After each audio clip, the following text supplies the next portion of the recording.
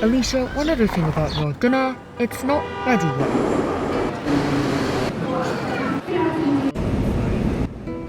Turn upright position, follow.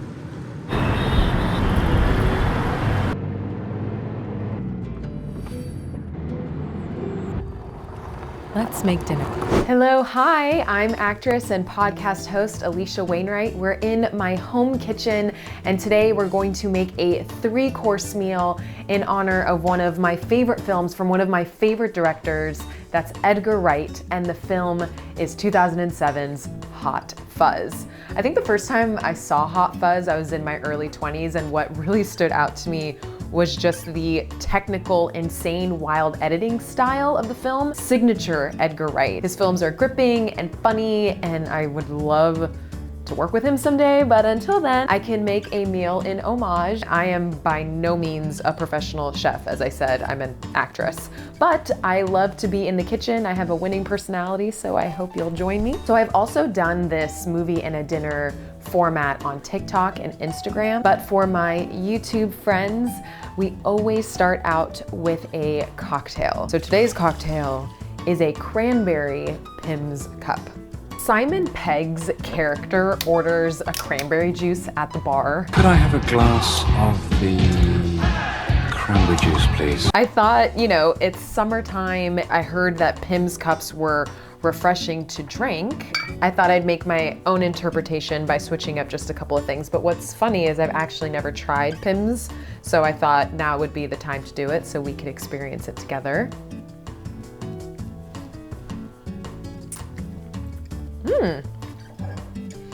Despite my initial reaction, sorry, that's just how I am drinking alcohol, period. I'm into it. It has a slightly medicinal taste. Okay, I can see how you zhuzh this up with a couple of things that can be nice and refreshing. So, to a highball glass, we're gonna add 2 ounces of Pimm's. Next bit is a squeeze of half a lemon.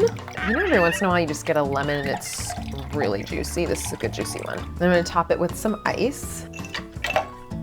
The twist that makes it movie related is adding some cranberry juice to 1 ounce.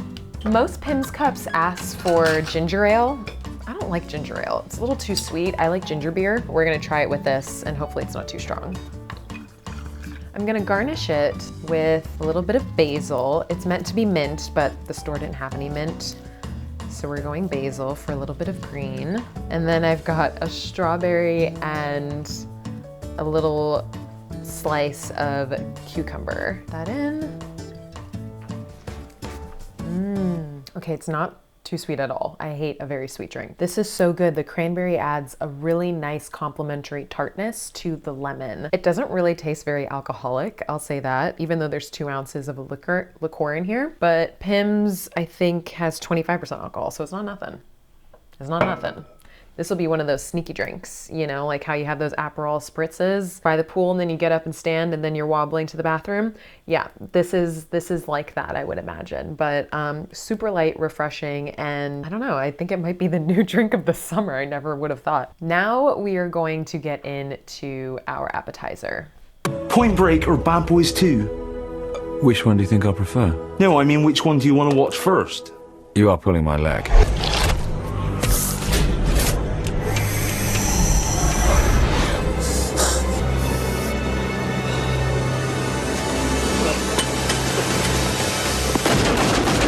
I don't really know anything about British food other than they say hob instead of stove, but just the visual of beans and bacon, just like, I guess that's a meal. It looks disgusting. I'm sorry. It doesn't look that appealing, but it did give me inspiration on what to do for the appetizer. And I'm going to do a white bean dip with bacon bits sprinkled on top. It's much more catered to the American palate. Super easy to make, and honestly, if you're ever in a bind and you need a quick appetizer, you have some guests over, you can make this in actually 5 minutes and it's a crowd pleaser. It's super good. All right, let me show you how to make it. So you're going to take a can of white beans and rinse them, put them in the blender.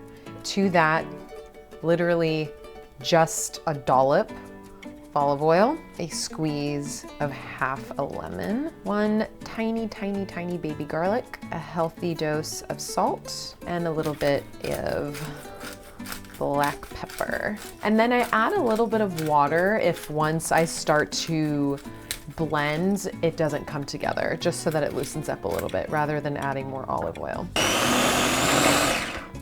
All right, and that's it. It's so easy. And I like it to be just a little chunky, so this is perfect. All right, and to serve this, I have a little bowl here with your classic dipping vegetables. I have some carrots, radishes, and cucumbers. And radishes always remind me of that British lady who would rather have a radish than having sex. If it was good sex, then I would rather have sex. But if it was bad sex, I'd rather have a radish. Queen. To my bowl. And then the last little bit, I have some crisped up bacon. I'm going to just cut on top. You know what I think this needs, just looking at it? It needs a little bit of green. I have a green onion, so I'm just gonna... Look how easy that is. All right, let's give it a taste.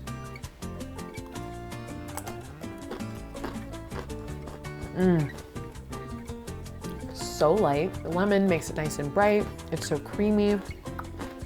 Slam dunk, super easy. The salt from the bacon just adds that extra touch.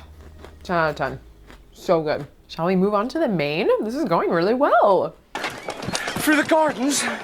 What's the matter, Danny? You never taken a shortcut before?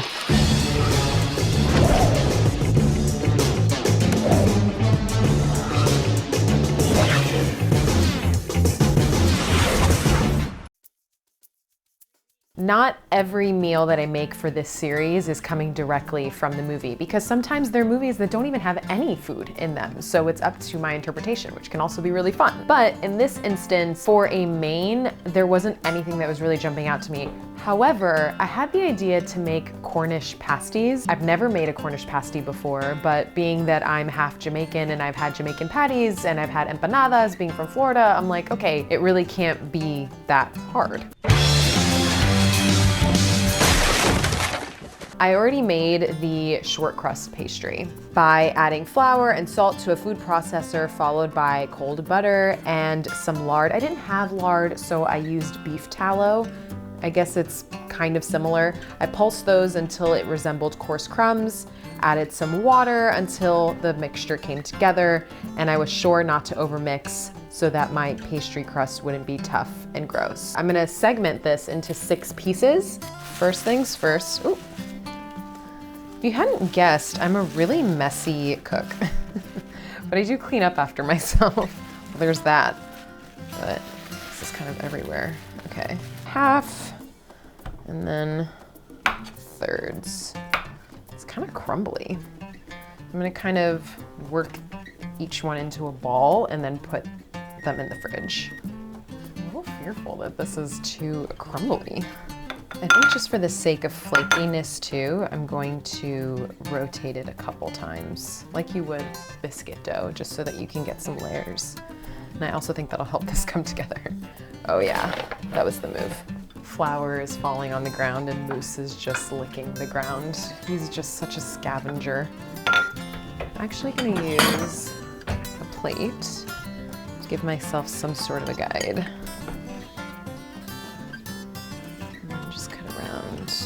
I have here potatoes and rutabaga. I've never cooked with rutabaga that I can recall, but it had a very bitter like smell. It almost smelled like a radish, and it kind of looked like a giant radish. I want to be stingy with the meat, but I also am afraid I'm already making these too big. Okay, salt, and then some onion. The recipe calls for a dollop of butter. So I'll do a tablespoon, I'll do half a tablespoon. And then let's roll this cutie over. Oh dear. Okay. I'm gonna make the rest of these and then we'll talk. Am I going completely mad? Maybe you are.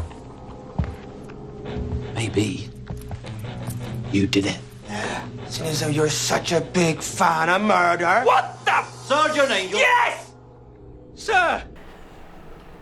They look so bad. And I don't know that they're gonna taste good.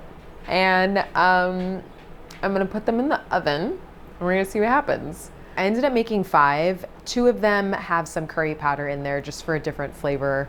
I was curious. I'm gonna put them in the oven. I don't wanna talk about this anymore. Okay, fine, I'll show you. Okay. All right, so while those monstrosities are in the oven, we can move on to dessert. And I also just want to say Hot Fuzz has so much food in it. My favorite being the punishment Black Forest Gâteau. Black Forest Gâteau is on Danny as punishment for his little indiscretion. It's chocolate, cherry, and it has kirsch in it, which I had never had before until I started putting together the meal plan for this movie. It kind of tastes, well, I mean, it's a cherry brandy, so it tastes like brandy and it tastes like the faintest cherry. It's not very strong. If you've had Luxardo, which is a maraschino cherry liqueur, like it's much more sweet. This is definitely feels like a hard liquor, like there's no sweetness to it. So I had cherries soaking in some kirsch and I just poured that off and I actually baked my cake layers. I beat 4 eggs and an egg white with a whisk attachment for about a minute and then I added a cup of sugar and let that beat for 8 minutes until it was thick and fluffy, and then after that I whisked in some flour and cocoa powder, sifted that in sections, kind of folding it in with the spatula, and once all of that was in, I incorporated the vanilla and the butter will really deflate your eggs.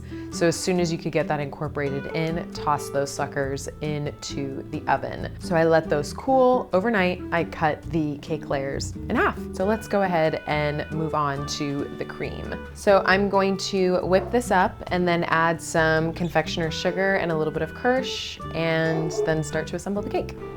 Kirsch is so good. This is amazing. It's not sweet at all. This is delicious. Have this with a bit of fruit. Amazing. Do a layer of cream. I think be generous. That's the name of the game here. Take our cherries.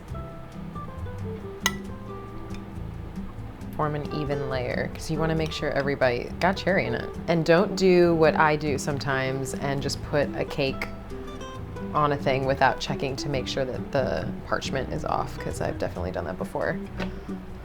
Okay, next layer. Okay.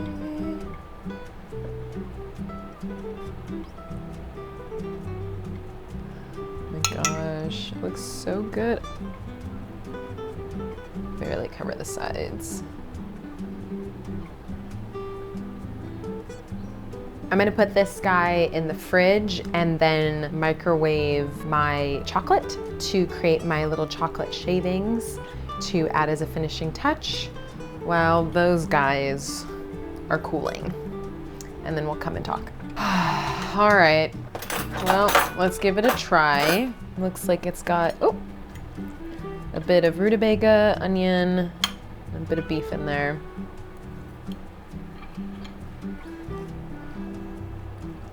Wow, wait, that's really good. And weirdly, the salt and pepper is enough. So, all right, maybe I was tripping for no reason. This is actually really good. This is one of those things that even though it's ugly, it tastes good. And if the people around you love you and care about you, it shouldn't matter. That's what I tell myself. Crap. I'm gonna finish this up while I wait for the chocolate to harden.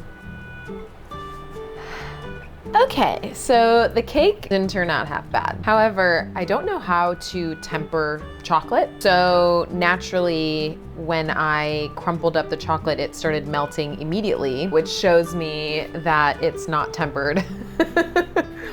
But there is a, you know, quintessential shaved chocolate on top. So I'm just gonna pat myself on the back for trying.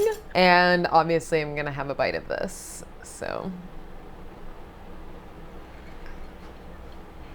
Look at that, that looks so good. Let's give this a taste. That's good. It's so chocolatey, but the cherries that have been soaking in kirsch give it like some structure. This is really good. Honestly, if someone brought in a Black Forest Gâteau to make amends for something, I would accept that apology. If you have seen Hot Fuzz, please tell me. Do you love the movie? Do you hate the movie? If you make this meal, you have to tell me. Please comment. And secondly, should I do more of these? I have quite a hefty knowledge for film. I would love to share that with you and incorporating my favorite thing, which is food. So definitely let me know what you think. I hope to continue these if you guys like seeing them. Thank you so much for watching. And until next time, we'll talk soon.